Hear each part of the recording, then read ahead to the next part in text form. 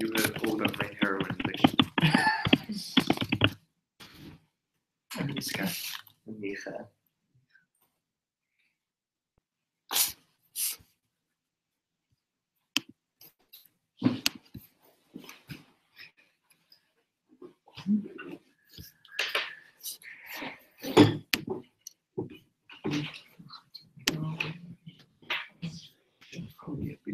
Amen.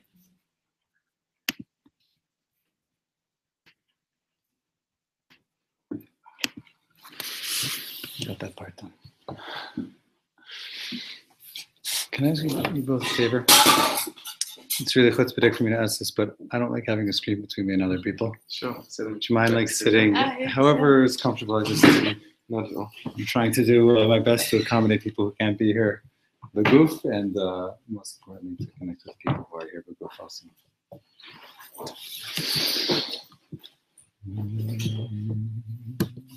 Just set this up and then we'll come.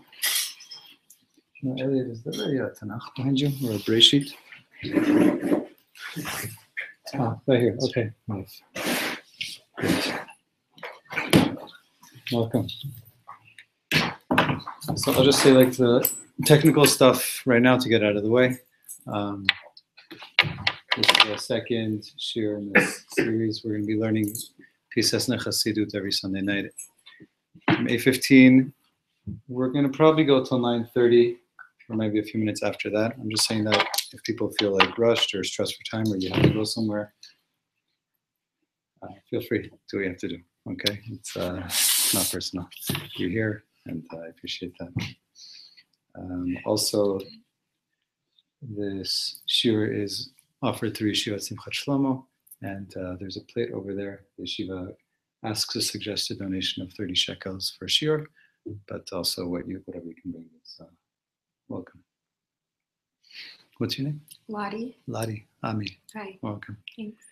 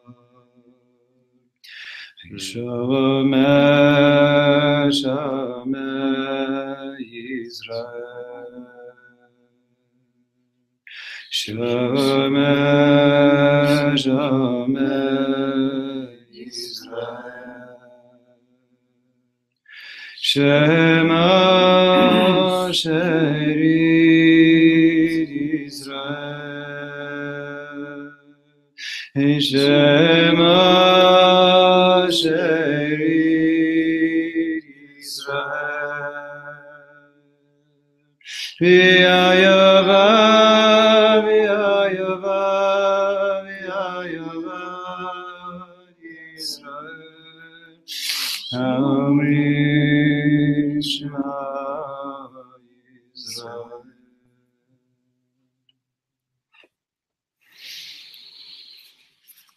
Tonight is the 17th of Cheshvan,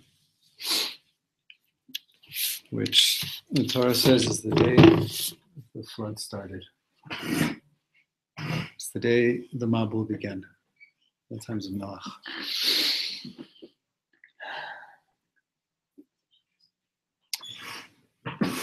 I was thinking there's really two sides. I mean, there's many sides, but at least two sides on a basic level to look at the story of Noach and the Mabul. One side is, how could God just wipe out his whole world? One side is how much destruction and loss, like unimaginable loss. It's one way to look at the story. And it's one side of the story. And there's another side of the story, which is Hashem cares enough to keep these people alive.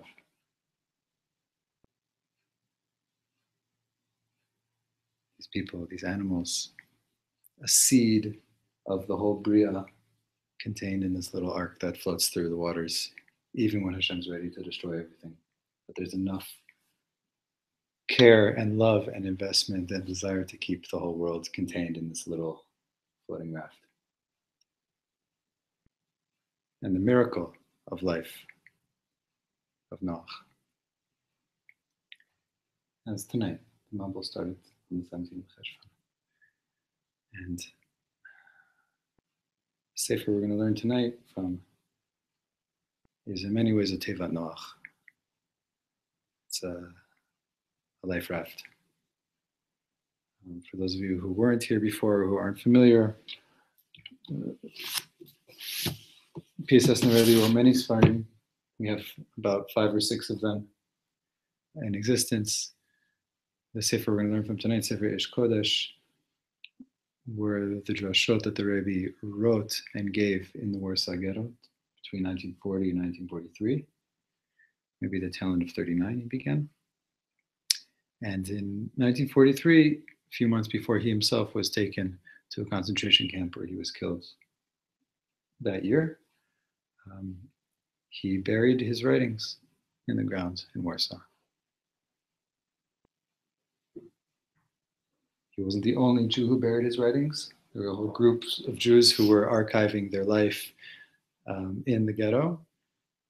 And along with those writings, we have the Rebbe's drashot and some of his other writings that became the shiurim we have now.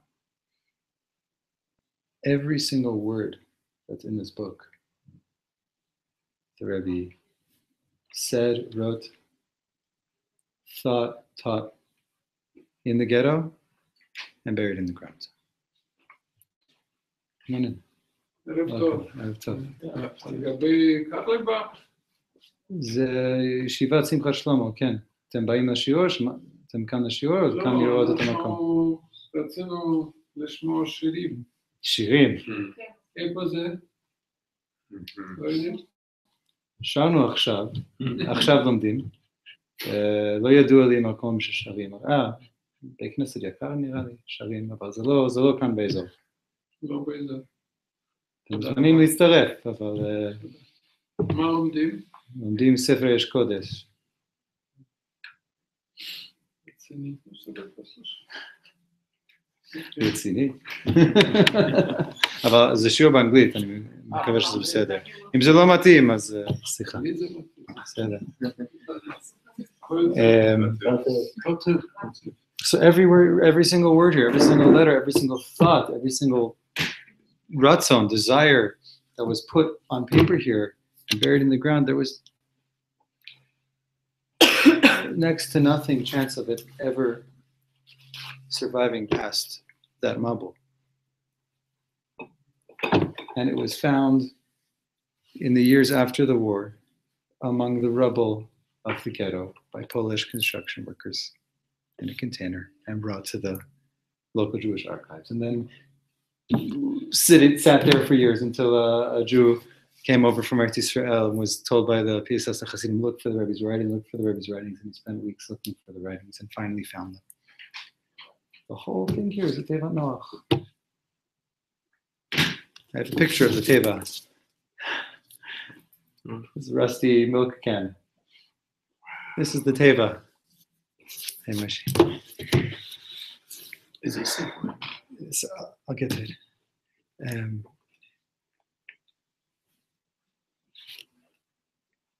the life and Torah that is in the Sefer. You can't find anything like it anywhere else. It's through the Mabul, through the destruction, through all the loss, there was a new life being born. That by some amazing hashgacha and I think from the Rebbe's intense emunah in what he was doing, was able to make it through somehow. That we can sit here tonight and learn it.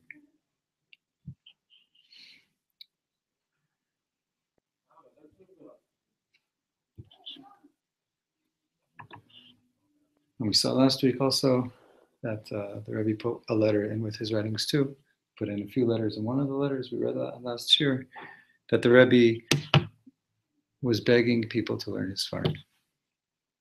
So I beg you, please have my Sfarim be learned among Am Yisrael, and I promise that the zchut of all of my ancestors will be there for people who learn my Sfarim and their families.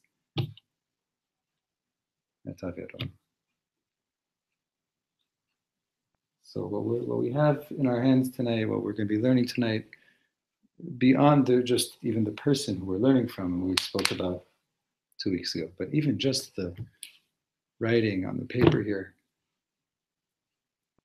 is something that it's hard to even comprehend. I'll say one more thing about the Sefer. I saw the Rebbe's yard site was 12 days ago, something like that. And I watched this for the first time. I never kind of brought myself to it. The Jew who went to find these writings, Baruch Tuv Devani, brought the writings over to Israel. They were published here. In 1955, he recovered them. This is actually on footage. It's mamash on YouTube. You can just find it. The Eichmann trial in 61, 62 took place at the Cherarbachar Center, 2 blocks from here. To be made as a big event, right? They had to fit a lot of people in there. There was a lot of publicity. They were basically telling the story to the world of what happened to Am Yisrael during the Shoah. Baruch Tuv Devani stood up on the witness stand with the Sefer in his hands and read portions of his book as a testimony against Eichmann, as an edut to tell the world what Am Yisrael went through.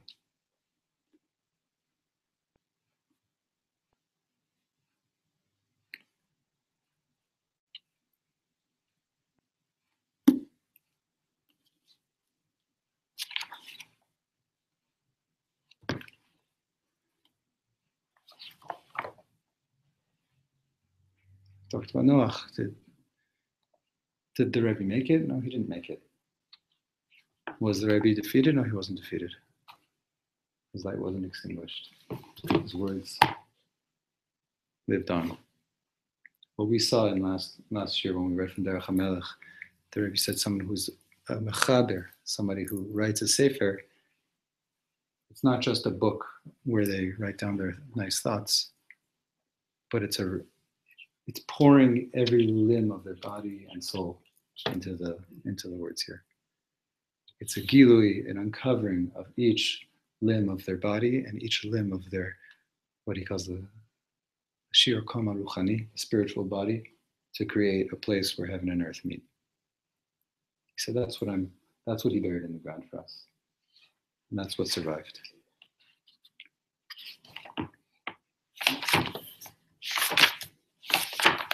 So we're going to learn tonight from Parshat Yitro.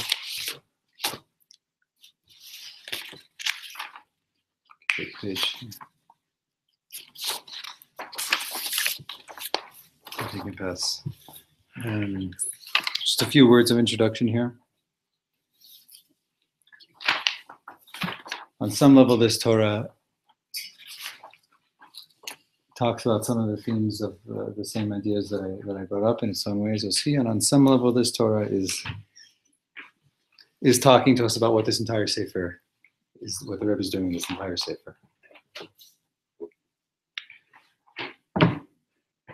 In the only book, the only Sefer that the Rebbe published in his lifetime, the Chovas HaTalmidim, he has a section in the back called Shlosha Mamarim, 3 essays. And one of those essays is called Eich Lahagot B'Sifrei Chassidut. How do you learn books of Chassidut? And there he talks about books of Chassidut, Kabbalah, how are you supposed to learn these things? And without getting into it too much, maybe we'll have a shiur devoted to it, he walks us through both concept, theory, and application of putting yourself into the what you're learning. You read something, it's not about something inside of you. The avoda is to see how does that reflect and relate to your own life, to your own experience, to your own midot, to different parts of yourself. And what we see over and over again in the Rebbe's writings, you read it and say, okay, it's a nice drasha and so forth. But when you understand what was happening to the Rebbe at that time, you see that this is what he was doing all the time. He was putting himself in Torah, he was putting Torah into his life and creating his Divrei Torah from that encounter. Not as a detached concept. But what I'm living, what I'm experiencing right now is part of Torah. It has to be. How is that? How is that? From that place, finding new openings, uncovering the Divrei Torah. So you look at the beginning of this drasha on Parshat Yitro, and this is very rare in this whole Sefer. But he writes here, Betei, it's writing at the top of the page, Yitro, B'Shabbat zu hayiti v'hichabe. On this Shabbos, the Rebbe writes, I was in hiding. There's not another drasha in the Sefer, as far as I know, where the Rebbe talks about what was happening as by ways of introduction. This happened to me, or I was here. Or this Shabbos, the Rebbe said, I was in hiding on this Shabbos.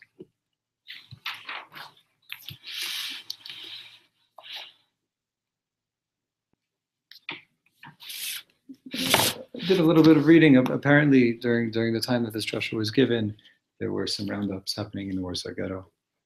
And whenever things like that were happening, it was the most important people in the community who were targeted the most. So the Rebbe had to hide away until that passed. And when the Rebbe was in hiding that Shabbos, this is the drasha. This is the Torah he was learning when he was in hiding. Before we get into Torah itself, I wanted to show you one thing. Part of what's mamash astounding and heartbreaking about Sefer Eish Kodesh is that we have access to the handwritten manuscript. The manuscript that was stuffed in the earth, we have access to it. It exists. And Yiska, you were asking, what is this book? This is a book that was put out in the past year by somebody who took the handwritten manuscript and all the edits that the Rebbe made on every page and sort of detailed what the Rebbe was doing on the page that you don't see in the published version. You see things that were crossed out, things that were added, things that were changed. To get a little more inside what was going on for the Rebbe when he was writing these. So this sentence, B'Shabbat zu hayiti v'hichabe, the first thing the Rebbe wrote was, it says, Bedhei, Yitro, Bigalut. When the Rebbe first said over this drasha, or wrote this drasha, he said, this Shabbos was a Shabbos of exile. And he crossed it out. I'm not sure when, but I don't know if you can really see, but see up the top here. There's a word that's crossed out just above my finger. There's a word crossed out and then some scribbles on top of it. Right here is the cross out. The Rebbe crossed out the word galut. He said, "B'Shabbat zu hayiti bichabe." Now, I don't know what the Rebbe was thinking or feeling here, but I'll tell you what I think. That's the best I can do. At first, the Rebbe was saying this to her and saying, "I'm in exile here." Forget what we think exile. You could, now in Israel in 2017, you leave Yerushalayim, you're in exile. You leave this country to another country, you're in exile. You go to Poland for sure, you're in exile. You think in the Warsaw Ghetto, you're for sure in exile. For the Rebbe, when he had to hide for Shabbos, he called that Galut. He said, this is Galut now. But then at some point he says, I wasn't in Galut. I wasn't in exile, I was hiding. He transformed the experience of exile to one of hiding. So I'm not where I usually am. I'm not standing in front of my Hasidim on Shabbos morning teaching. I'm not in my home. But even if I have to hide, I don't have to be in exile. And we're going to see that that's what this whole Torah is. This whole Torah, I think by the time we get to the backup, to the end of it, you'll see that that one word switch from exile to hiding, it says it all. So the beginning of Parsha Yitro, I'll just read what's published here. Vayishma Yitro Kohen Midyan Choten Moshe Kol Asher Asa Elokim Moshe L'Yisrael Amo Ki Hotzi Hashem Mitzrayim Mitzrayim. The opening pasuk of this Parsha Yitro, right? This is the Parsha where the Torah is given. Esrata Dibrot, Har Sinai. It opens with Yitro, Moshe's father-in-law. The priest of Midian. He heard all that God did for Moshe and Am Yisrael, his nation, that God took them out of Egypt. And we know from the Torah that Yitro comes and talks to Moshe, gives him some advice. And the Masorah is that Yitro came to hear Torah, came to join Am Yisrael. He left his station as the high priest of Avodah Zarah in Midian to become a Jew, to become part of the Jewish people. So Rashi says, Mashmu'a Shama'uba. It's based on Midrash Chazal. What do you mean? Vayishma Yitro. Yitro heard, so he came. I'm not even in here yet. Okay, I have the Rashi up above.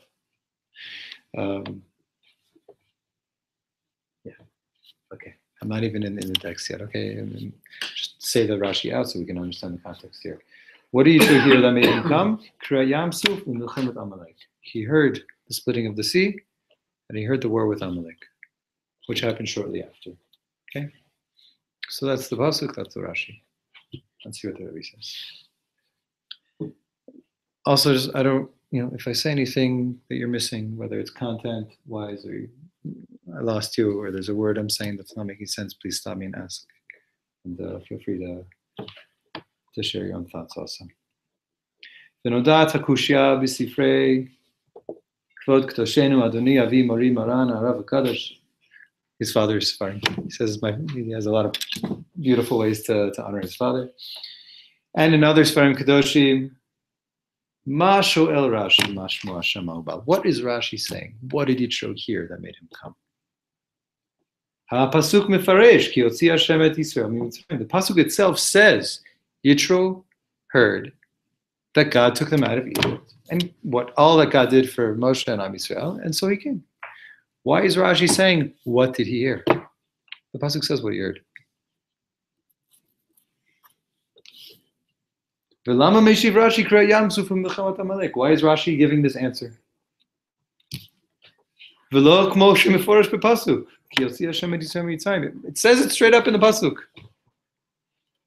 I don't know why he asked the question, and I don't know why he gave this answer. Who is the Rebbe's father? Reb Elimelech Migrozhinsk, from the line of Kuznets, Magen Kuznets. So now that's the question. Why is Rashi asking this question, and what kind of answer is he saying? Aval Kabbalat Torah b'midbar hayta. We received the Torah in the wilderness. in the desert. That's where Yitro came to. There's actually a beautiful Midrash Chazal. I'll read it out for you as I have it, as it's written here. Yitro was the high priest where he lived. He was the head honcho. And he came out to meet Am Yisrael in the desert. So Chazal says like this.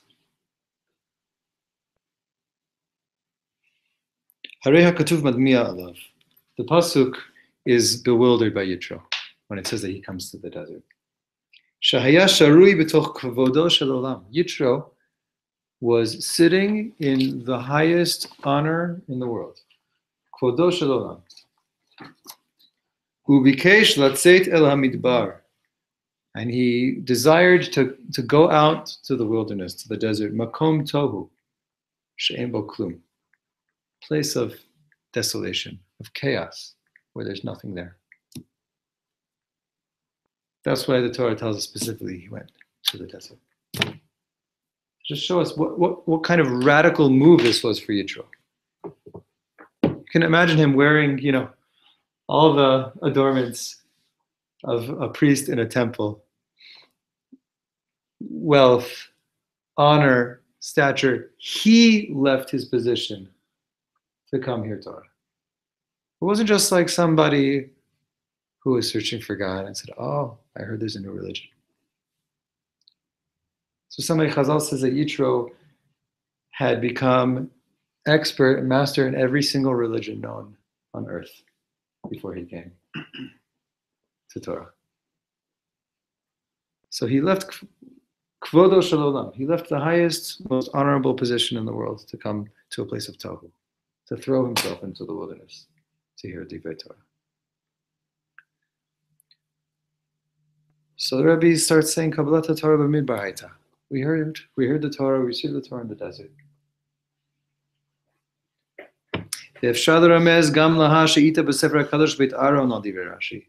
So we can also point and bring in what the Beis Aaron, the Karliner Rebbe, who, if I'm not mistaken, was an ancestor of the Rebbe's wife. That the Beis Aaron says about this Rashi, not this Rashi, sorry, about Rashi in Devarim on Kriyat Shema. Okay? It says in Devarim, Shema Yisrael, Shem Elokeinu Shem Echad, V'ahavta et Hashem Elokecha, B'chol levavcha, B'chol nafshecha, B'chol meodecha. Rashi there says, what does it mean, B'chol levavcha? What does it mean? God is one, love God with all your heart. So Rashi says, Shelo yeheh libcha chaluk al hamakom. God is one, love God with all your heart, means don't let your heart be split about God. Hamakom is one of the names of God, the place. Don't let your heart be chaluk. Don't let it be divided over God. What do you think that means? Is it also connected to machloket? Which would mean what?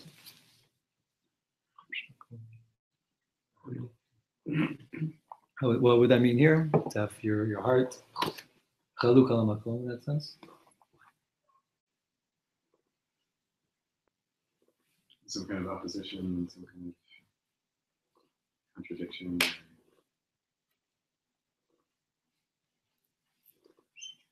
Machloket on God. You've got a claim against God. What do you say? Opposition, nagdut. Do we usually say b'chol levavcha as b'shnei tzirecha? That's the first part of Rashi. Davar acher is this. It's in position to be between. It's not whole. Saying my heart's not whole with God. My heart's split. And I think yes, Aviv, I think there's a piece there too. Chaluk al hamakom. There's a certain fighting against God. Certain thing that I just can't accept. So what does the Karliner Rebbe say about this Rashi? Shelo tomar b'makom zeh afshar la'avod et Hashem, u'v'makom hazeh yafshar li. Don't say, so the Karliner makes a drasha on this Rashi. Rashi says chaluk al hamakom, makom meaning God. But the Karliner says makom also means place. says to say God is one and to love God fully with your heart, it means don't say, in this place, I can really serve God. But in this place, it's impossible. Rak b'chol makom tzirchin la'avodat Hashem. Ad kan. In every single place you ever end up, you have to serve God. So now the Rebbe here is saying Yitro came to the desert to serve God. So that's already in this context, okay, you're going to a place that there's no shtiblach there, there's no mikveh there, there's no home there, there's nothing there. You're going there to serve God. B'chol avavcha. Don't say there's a place that I can't serve God. But what's the Rebbe doing this Shabbos? Hiding. The Rebbe's hiding somewhere. And the Rebbe's probably not the only person hiding somewhere. And even if the Rebbe is the only person hiding somewhere, when he's saying this Torah to his Chassidim, he's not the only one who's been displaced. So when you imagine what it means for the Rebbe to say in 1940 on Parshat Yitro, when he's in hiding, Lo yeh libcha chaluk al makom. So on the first level, forget the Karliner now, just the shot of Rashi. The Torah the Rebbe's learning when he's hiding in the Shabbos is Lo yeh libcha chaluk al makom. Don't let your heart fight against God. He's saying, I'm not going to let my heart be divided over God right now, which would be the natural thing to do. To have machloket on Hashem in this situation. Can you control it?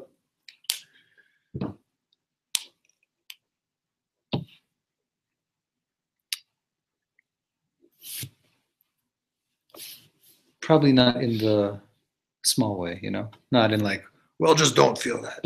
No, I don't think you can just simply overcome that. The Rebbe's going to talk to us about a whole other way of looking at how to receive Torah and what it means to receive Torah. But, it makes the question even stronger. What do you mean, Lo yeh libcha chaluk al makom? This is what the Rebbe is dealing with this Shabbos. How am I supposed to serve God? How can I even accept this? And then he says another thing, which is, okay, well, wherever I am, I have to find a way to serve God too. B'chol makom. Wherever I might be, he's remembering the Karliner's words. Don't say that there's a place where I can serve God and this place I can't serve God. If only I was back home, then it would be Shabbos. So the Rebbe's working with that. The Rebbe's saying, I'll be in hiding. But it'll still be Shabbos. I'm still going to find Chidushei Torah. I'm still going to give chizuk to people. I'm still going to find God here.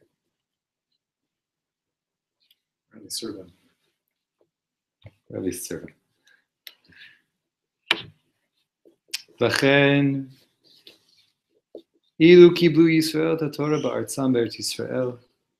If Am Yisrael had received the Torah here, imagine came to Yerushalayim, the whole nation triumphantly ascending to Har HaBayit, and that's where we got the Torah.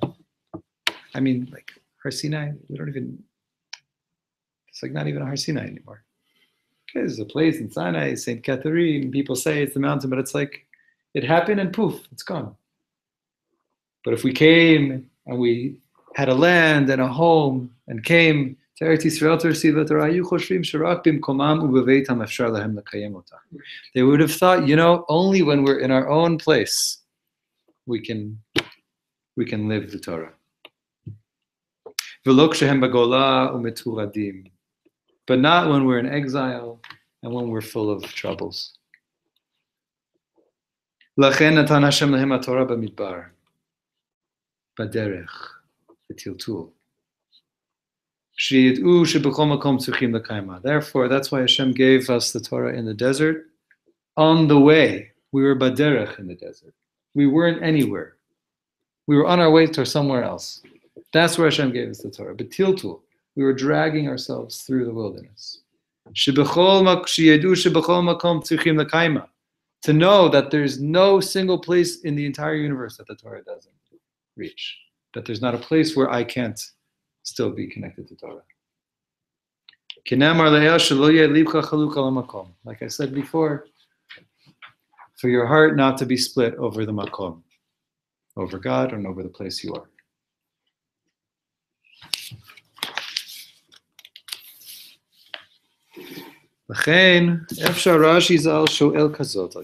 So now he's going to go back to his first question, Rashi, and just kind of catch us up and give us structurally where we're at, because the Rebbe doesn't go through things linearly. He started with his question about Yitro, about Rashi in particular. What do you mean, what did Yitro hear that made him come? It says in the Pasuk what he heard.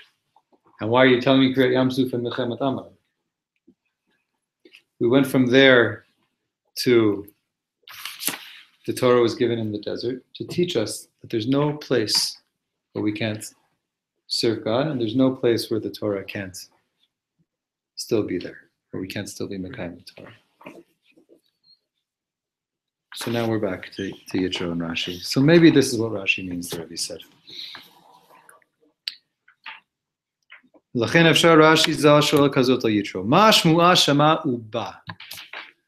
did Yitro hear that made him say, I have to go somewhere? That made him come. Lama hu tzrach lavo? Why did he have to go all the way into the desert? Ki haya yachol hashevet bebeito. Lishloch lemoshe Rabbeinu sheishlach lo ize ish miYisrael sheyigaro v'yilamado Torah. He's Moshe's father-in-law. He's a chashuv person. Let him send a messenger to Moshe and say, Moshe, I heard the awesome stuff that happened here. I believe in the one God. Send me somebody to teach me Torah. Moshe asked Yitro's permission before he went to Egypt. He probably would have agreed to this too. Right? Yitro himself went back to his family, according to Chazal, to teach Torah to his mishpacha back in Midian. He could have had a messenger come and do the same to him. Why did he have to get up and go somewhere?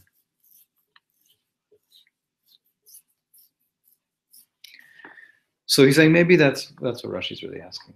Not what did Yitro hear that made him want to receive Torah, but what did Yitro hear that made him get up and go? There could have been another way to get the Torah. So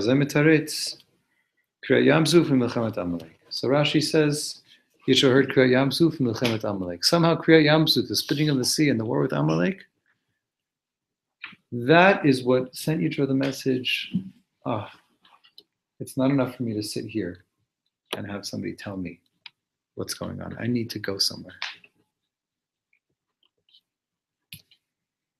Ki Amalek ratzah lekararam. Right, the Torah says, Zachor et asher aseh lecha Amalek, baderech v'tzeitchem mitzrayim, asher karcha baderech. Which Pshat means Amalek happened upon you on the way. Remember the Rebbe said we were given Torah on the way. Baderech. Amalek happened upon us, came out of nowhere on the way. Chazal says karcha baderech means from the word kar, they wanted to cool you off when you were on your way.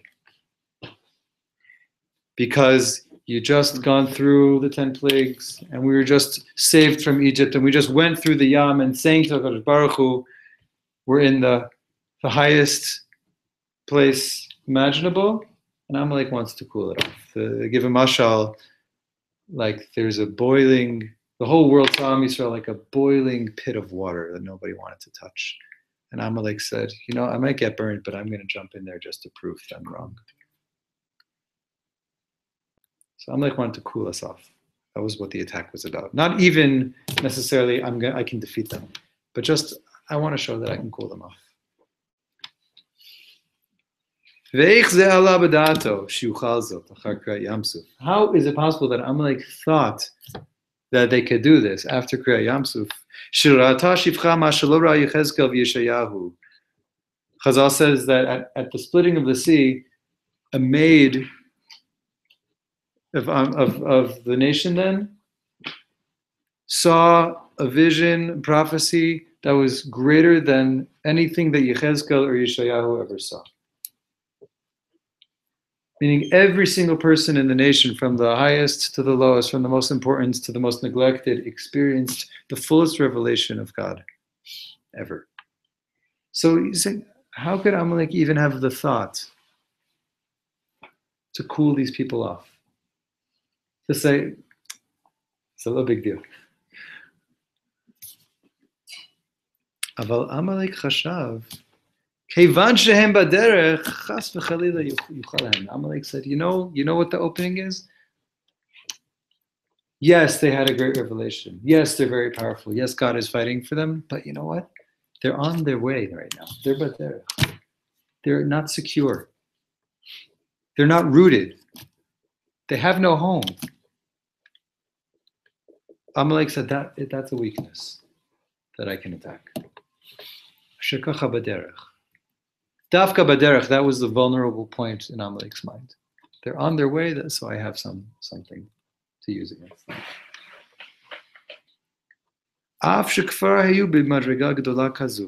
Even though Am Yisrael had already previously been on such an amazing level. This is what it means that Amalek tried to cool you off on the way. So I want to ask you something. The Rebbe is sitting in the Warsaw Ghetto in 1940. So who's he talking about here? Is it the Shivcha Shirata Alayam? He's saying on one level to all the Jews, you're the same Jews across the Red Sea. There's a sentence that the Rebbe quotes over and over again in all his Sfarim. Comes from the Gemara. Yeah. That the Jewish people throughout every generation, even if they're not the same prophets of yesteryear, they're the descendants of prophets. That we are a people whose prophetic spirit, whose attachment to God throughout the generations, yes, it changes. It takes on new faces, but it never ends. So the Rebbe is saying, when people think that they can attack somebody who has that spiritual stature, they think that uprooting us means that we'll be weak and vulnerable. They think if we're baderech, okay, maybe they once had something, but look at these people. They have no home. And even if they have a home, we can take away their home. And then there will be nothing left of Nishmat Yisrael. Right? He's not just talking here about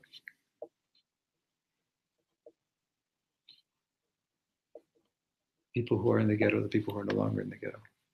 He's talking here about Am Yisrael, saying people who are on Madriga Gedola Kazu, there's no end to them. But Amalek thinks that if we can get them to be on baderech, the Rebbe is saying if somebody could get me to have to hide for Shabbos, I think there's nothing left of these people. And the Rebbe is saying I'm refusing to accept that. I'm refusing to accept that hiding. Who knows where he was hiding? But hiding in whatever situation he's in, I'm refusing to say that there's no Torah here. I'm refusing to say that being uprooted, being baderech, is a place that's going to extinguish me. And he's telling that to everybody else. He's telling that to us today too. He's saying being uprooted, not having security, not being where we once were, that looks like vulnerability. That's what Amalek says, this is the place to get them. That's where the voice of Amalek finds its place. Baderech. Now look what the Rebbe says. Lachen amar Yitro. So Yitro, this is right, Rashi said, Yitro heard Kriyat Yam Suf, which was Rata Shivcha Bayam, which was the deepest revelation and prophetic essence of Am Yisrael being expressed. That's one thing Yitro heard. And the other thing Yitro heard was Milchemet Amalek. And specifically what he heard is the only reason Amalek thought that they could defeat Am Yisrael is because they're Baderech. If this is the case, if Amalek is saying, since they're Baderech, since these prophets are homeless right now, so that's my chance to attack them. So now listen to what Yitro says. If that's the case, if that's what happened with Amalek, lo dai lekabel Torah beveti bilvad. It's not enough for me to just sit at home and receive Torah. I also need to leave my home, go out to that place, and receive it baderech also. If I can do that, then I can also go home and be a Jew. I'm not going to be a Jew if I tell Moshe, send me somebody to teach me Torah. But only if I uproot myself, throw myself, fling myself, baderech. So then I'll really be able to get the Torah. And then I'll also be able to be part of Am Yisrael. And then when I go home too, that's what I need in my home. I need that Torah of the derech in order to be able to be an Oved Hashem in my home. Or else he does not feel lost when he hits the derech in his life. You mean the next time? Yeah. That was the first thing the Rebbe said, right? We received Torah in the Midbar to show us that there's no such thing as, oh, you slipped, you fell, you were uprooted, Torah's gone, kaput. The Rebbe is saying, if I want to be a Jew at home, if I want to be a real Eved Hashem, when things are good for me, when I'm secure, I need to be able to get that koach of Torah from being on the path, on the way. There's a kind of echo of his own experience. There were some Hasidic rabbis who their Hasidim made sure flee to Eretz Yisrael, to America. Mm-hmm. There were many, many rabbis who refused to leave their Hasidim. And Piaseczna specifically, I think at the beginning of the war and also very near his end, there were offers to get him out. Mm-hmm. And he always refused. Towards the end of his life, he made a pact with these other survivors who were also important people in the camp where he was, and some of them were totally secular, and he made a pact that nobody's escaping if they have a chance. They're going to stick together. And so here this is a couple of years before that, but Rebbe already, I think at the beginning of the war, had an opportunity to escape, and he chose to stay in the ghetto with his people. So when he's talking about Yitro leaving his cover behind and going to Gullus, to the desert, to me it sounds like an echo of that, and I wonder if that's part of what he was thinking. Mm-hmm. Mm-hmm.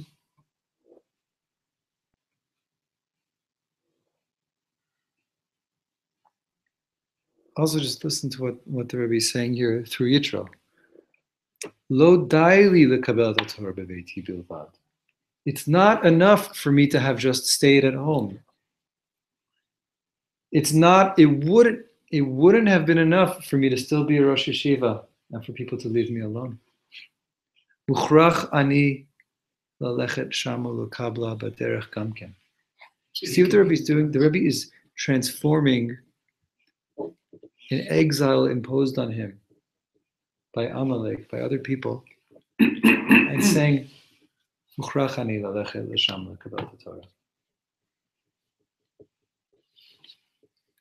right, that whole, just crossing out that word exile and writing the word hiding. I was not kicked out. I am in hiding to receive Torah right now. He's transforming the entire experience of what's going on with people here. To try to tell them, your experience is that you lost everything. Your experience is that your enemies have taken everything from you. Your experience is that God has abandoned you. And he starts by saying, there's no such place. And he goes on to say, and me in hiding, I'm refusing to call it an exile.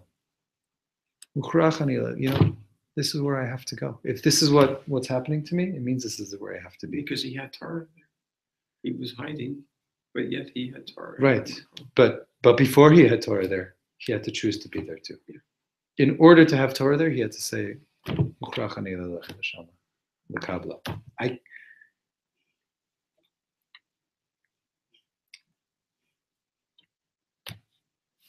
It's hard for me to say certain things because it sounds ridiculous to speak about these kinds of experiences. It feels ridiculous for me to try to say something about his experience or anyone else's experience who went through this. But what I hear the Rebbe saying is that somehow the Torah that he could learn, Hashem was showing him wasn't enough. And that the galut that Hashem brought to the Rebbe became for the Rebbe the place where he had to go to learn Torah that he couldn't learn before. And this entire Sefer really is Torah that in the most awful and terrible way would not have existed had the Rebbe not have gone through what he went through. But there's also no Torah like this in the world. There's no Torah that speaks to ways to find God in places that you would have never imagined, like this Torah. So the Rebbe is saying, through Yitro, he's saying through Yitro, it's not enough. Apparently it wasn't enough for me to even just be in my home in the Warsaw Ghetto. I have to go into hiding now to receive Torah. Because that's the place, Baderech, that is the place that Amalek chose Am Yisrael's weakness and said, oh look, you see, that's where the falling is. And the Rebbe said, if that's the case, that's where I'm going to go. I'm going to read to the end here. What's he doing with Kriyas Yam Suf?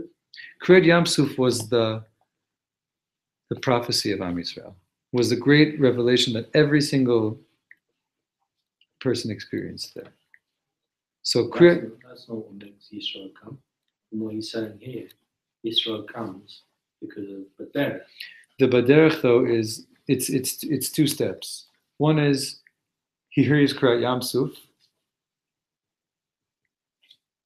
What incredible level Am Yisrael is on, and he hears Milchamat Amalek. How could Amalek think that they have any fighting chance against these people who just experienced Kriyas Yam Suf? It's only because they're Baderech. That's the combination of the two. It's and really what the Rebbe is saying with the combination of those two is, as crazy as it sounds, we're still B'nai Nevi'im in 1940 Warsaw. As crazy as it sounds, it's still Ra'at HaShivcha Aliyah Mashal Ra Yechezkel Hanavi. Does he see pre-war Europe as equivalent to like Giluyim of Kriyas Yam Suf in some sense? I don't think so. No. Because the things he talks about seeing around him and things he wrote before the war, he's looking the world in the eyes. He's not, and he's in Warsaw. This is like somebody once said to me, if you wanted to leave Yiddishkeit, Warsaw is the place you went. That's where you went to. It's just the reality of Warsaw. There's a lot of. He was one figure, and there are multiple figures, and like networks of like. There's a lot going on. Right, but I don't think that the Rebbe is saying that it was like we were all Nevi'im and then Amalek came. I think the Rebbe is talking about like the whole scope of Am Yisrael. Okay. That's just my assumption based on the way he talks about the continuity of Nevuah as an inherent piece of our identity. I think on a simple, basic level, what he's saying is, don't think that the Israel in you has died. Which is his way, perhaps, of encouraging us that we're able to also see God in the most. For sure. For sure. darkest places. Let's read to the end and then we'll unpack it a little bit. Azuchal yod yuri gam beveti. Right? Totally opposite of what you would think. If I can go out and get the Torah in the no place, in the wilderness, then I can go home and also get Torah. Meaning that since Yitro heard that after Kriyat Yamsuf there was the war of Amalek, that Amalek thought that when they're on the way, they could overcome them. Yitro he was compelled to go to be on the way as well, to be on the derech as well, to go to the midbar and to convert there. What's really the connection? Like Gewalt, like Torah can happen, or Am Yisrael can exist even when they get attacked in the derech, even in their weak place. So why does that mean that I also need to go to the weak place? Right. That's exactly the question. The question here, I mean, at the end, you read the end here, and it's like exactly what you're asking. Because it's not even, he's not even saying Yitro, he's not saying Yitro heard about how awesome the victory over Amalek was. He's saying Yitro figured out where Amalek identified Am Yisrael's weak point and said, if that's the case, if that's where Amalek feels the weak point of the Jewish people is, that's where I need to go. He's not even talking about winning the war. You hear that? He's not saying Milchemet Amalek Shama. He heard that God wiped out Amalek against great odds. He's saying Yitro heard what Amalek thought they could do to the Jewish people. Yitro heard where Amalek located the weak point in Am Yisrael of being Baderech. And Yitro said, that's where I need to go to receive Torah. It really doesn't make sense if you think about it, right? It doesn't seem to make sense. Maybe he wants to test her at its weakest point. Test? Like test, he's testing religions. Mm-hmm. So he wants to sort of see Torah at its weakest. He's a skeptic. I think there's two things going on here. The first is that the Rebbe also told us earlier that really, really, really the place to receive Torah is Baderech, is in the Midbar. That's where Har Sinai happened. So Yitro needs to connect to Torah. He needs to connect to Har Sinai. That's Baderech, Betilto. That was the sort of paradigm. But I think that there's something deeper, and we have to look at it through the Rebbe's eyes also, which is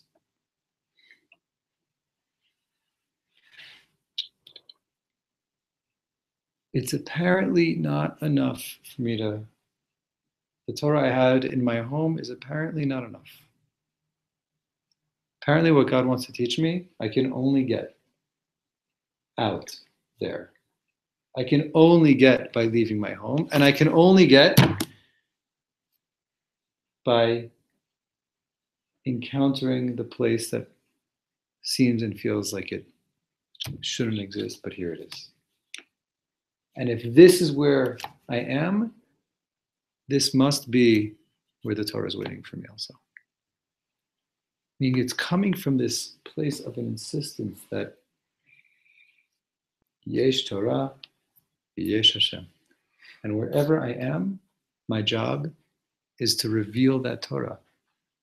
And so the Rebbe is saying, if I'm being forced to leave my home this Shabbos, if everyone in the ghetto is having their life destroyed around them, those of us who are left, there's still something God needs to tell us. And God needs to, for whatever reason, God needs to tell us here.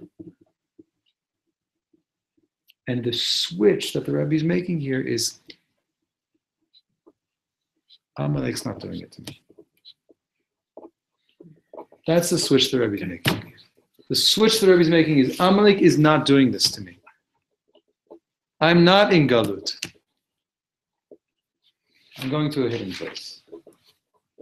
there's Torah waiting for me somewhere else. Mukhrach ani lelech l'shama, but I'm baderech. I'm baderech. And that's the place where I'm going to really receive Torah that I haven't received until now. And by doing that, Amalek's not doing it to me either. By the Rebbe's ability to shift the picture from being oppressed to being baderech to hear Torah, on some level, he's already free from Amalek. On some level, he's already not defeated.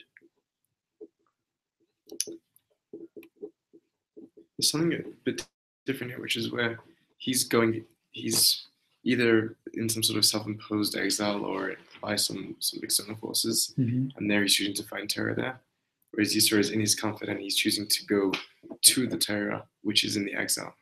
Which was Yitro. Right, and that's slightly different there. Right. That he might choose to have a victim mentality in his state because he's forced into it.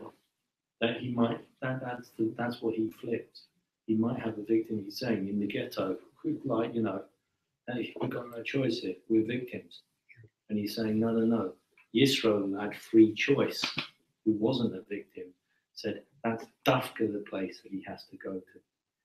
And Yisro, I'm wondering why did Yisro go?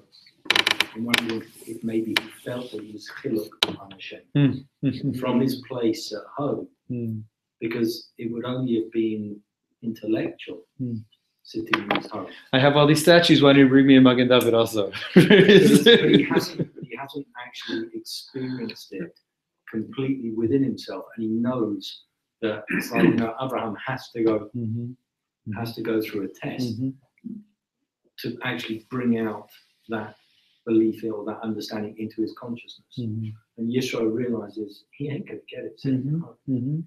He has to go and put himself in. It can't be you bringing Torah to fit into my home. He needed to. My home, and by extension, meaning my mentality of what it means to be in my place, can't hold Torah. It can make a very small statue out of Torah, maybe. Right. And it could go on my shelf with my other statues, and maybe I'll even love that statue more than the others. But that's not gonna really connect me to Torah. To get to Torah, I have to leave myself behind.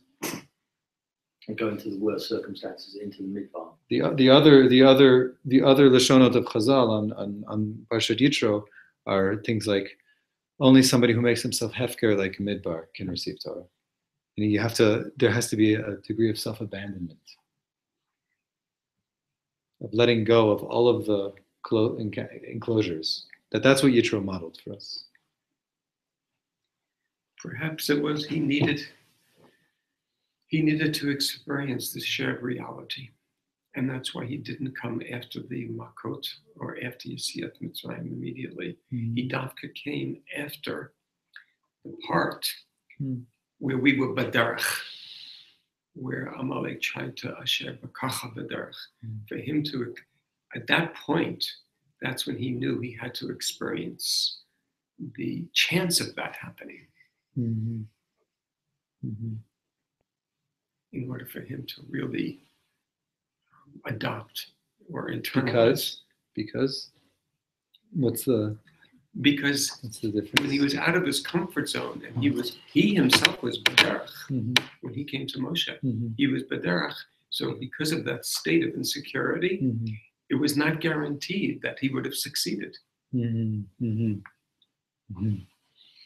because it wasn't guaranteed that he would have succeeded, and he did, he had that shared reality with the rest of Bnei Yisrael. So that's really joining the people. Yes. That's really joining the people. That's joining the people. I want to take this also just out of context a little from the Rebbe, and just how much do we really learn and grow and discover when we sit at home, so to speak. When we sit at home, so to speak, I mean, we put a lot of energy and effort into controlling our lives and keeping ourselves safe and secure. physically, emotionally, in terms of who and how we interact with people. And there's really good reasons for that. We put a lot of energy into that. But when it comes to encountering Torah, when it comes to really standing before God, those controls can sometimes really be strong filters for what we're going to end up getting. And I just want you to think in your own life to times that you were uprooted in one way or another, became unsettled. Maybe it was literally leaving home. Maybe it was spiritually leaving home.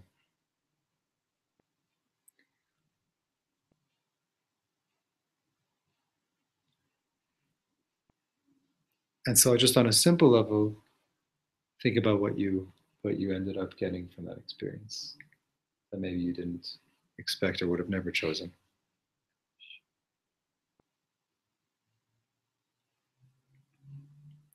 I think one thing the Rebbe is giving us here is a way even to look in our own lives, whether we're looking at our back into our history, into our past, or whether we're just looking in how we experience life now. There's a dialogue that's possible at every stage here. Any time that we're sort of thrown for a loop, small one or a big one, I could try to fight it and say, can't believe this is happening to me. I'm not going to accept that this is happening to me.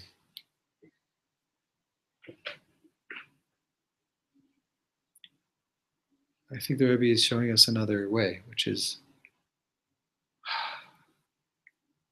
I would have never, ever in my life wanted this to happen. But what is God telling me?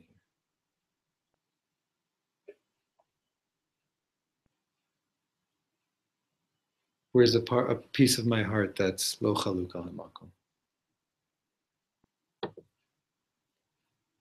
Is there a piece here where I'm ready to receive something maybe that before this happened, I just couldn't. It just wasn't part of my domain. I think on some level, it's the worst Torah in the world. And on some level, it's the most deepest comforting Torah in the world. And for me, on some level, extremely empowering also. Say that it's possible to switch in exile into something that, that's where I've got to go. That's what I've got to go to. To switch being uprooted to saying that I'm on a path. I'm not abandoned. I'm on my way. And to be able to say, Zekeli Vandel. If you can go all the way back to Kriyat Yam Suf, that would be amazing. But for the Rebbe, it's so imminent. It's so imminent that I'm pointing with my finger. Yes. For the Rebbe, when you read his Torah, you see that this is what he was forced to do, and this is what he chose to do over and over and over again. He said, whatever I'm facing, this is another revelation. He mamish is saying here, I'm going into hiding to find revelation. He's saying I'm sitting in the Warsaw Ghetto to find revelation, and I'm not going to leave. Because this is the revelation God is showing me. And this is the revelation not only God is showing me, but we're saying this is a revelation Am Yisrael is going to have to know of and hear for the rest of time. So I'm going to write it down. And I'm going to daven with every fiber in my being that it outlives me. It's also built into the word derech. The derech is on one hand, it's transient, and then it's taking you somewhere. Mm-hmm. Mm-hmm. I didn't hear the beginning of your sentence. The word derech itself is either this transient, this place of danger and abandoned, or it's derech, it's leading you. It's a path to something greater. Mm-hmm. Mm-hmm. Right. Either I'm wandering or I'm going somewhere.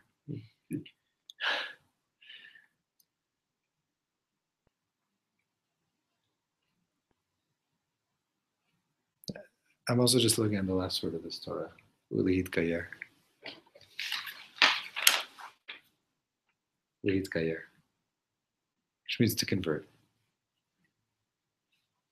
And if the Rebbe if the Rebbe is being Yitro here, the Rebbe is saying, what was until now? I guess I wasn't a Jew. Now, when I'm going to experience something that I've never not had to face before, and find God there, that's my Gerut. I'm going to start it all over again. Maybe I'm starting it over. It's like I'm starting it for the first time. Everything is changing here.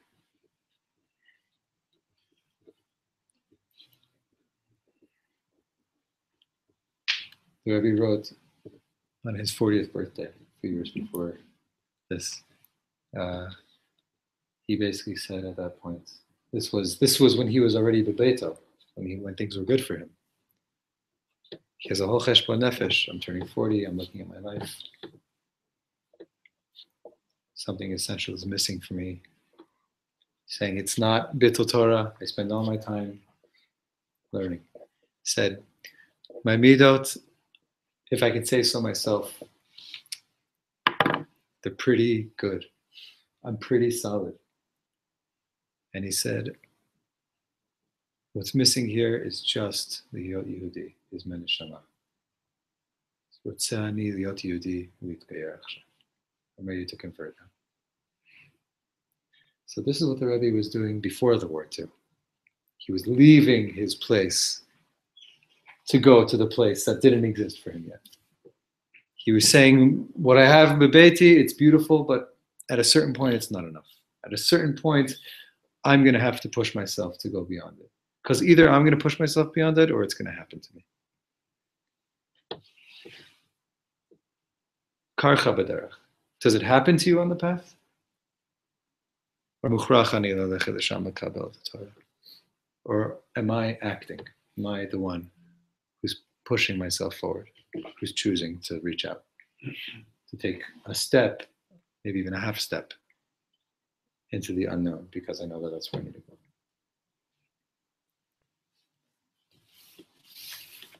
I want to add a little Nakuda.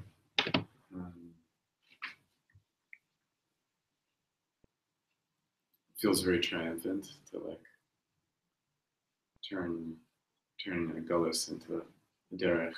And it is a triumph of Torah. The Rebbe is triumphing here. So one thing I just want to say, which is obvious, but I still want to say it, is just how like hard, in understatement, it is to be there and to call the chomer to like be thinking spiritual thoughts. And I could imagine that he has inner battles to be saying, okay, I'm not in galut. He had to say, that was the Torah he's thinking about. Right. And I think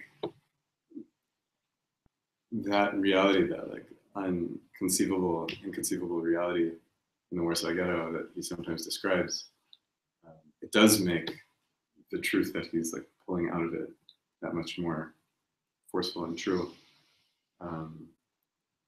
I personally find it always important to kind of remember just how hard it is. And also how can we even imagine how hard it is? You can't. Just to know that we can't imagine how hard it is. Right. And connected little Nakuda also is just that in the Sefer later on, there are places where the Rebbe protests.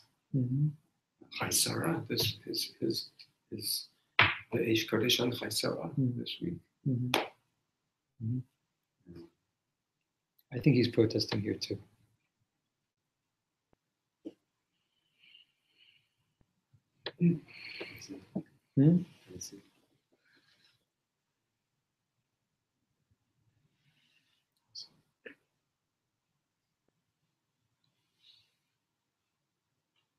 Maybe it's a different kind of protest that you're referring to. Sounds like you're saying protest, if I understand you, in terms of I'm fighting God. I'm protesting against God. I'm lomikabel. Something like that. Yeah. I think the Rebbe here is saying, I'm on my own here. Amalek isn't just outside of me. Amalek's inside of me. I'm dealing with libi chaluk al makom. I'm sitting here thinking, you kidding me, God? You even here? And I'm choosing right now to say, Amalek, I see you here. But I refuse to believe that you're stronger than me. I refuse to believe that, I refuse to accept my Amalek over my Yisrael. I feel like that's what he's doing here. Mukhrachani im ken, like this is the whole chiddush here. The whole chiddush here is identifying your weakness and saying im ken, that's where I have to go. That's the whole lekach. To show that doesn't define the person. The whole lekach, his whole like resolution of all of his questions here is, I see where the vulnerability is, and because I see where it is, so I'm gonna show up there, and I'm not gonna just be lost here. There might be no place here, but there is a place here because I'm going to put myself there. So is it a protest directed towards God? I don't think so.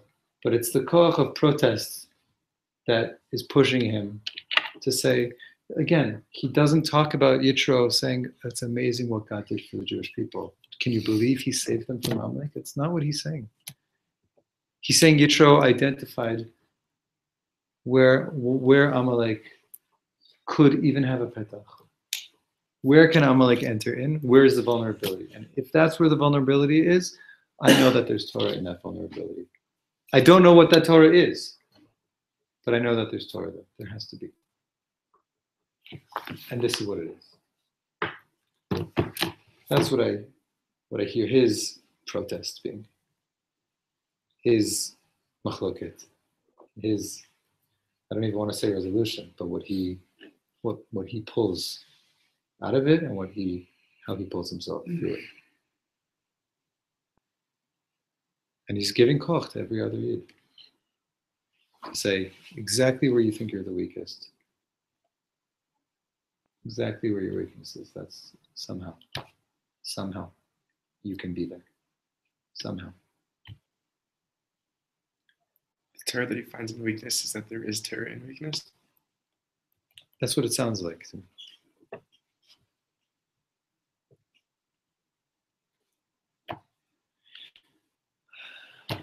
Any other thoughts before we close?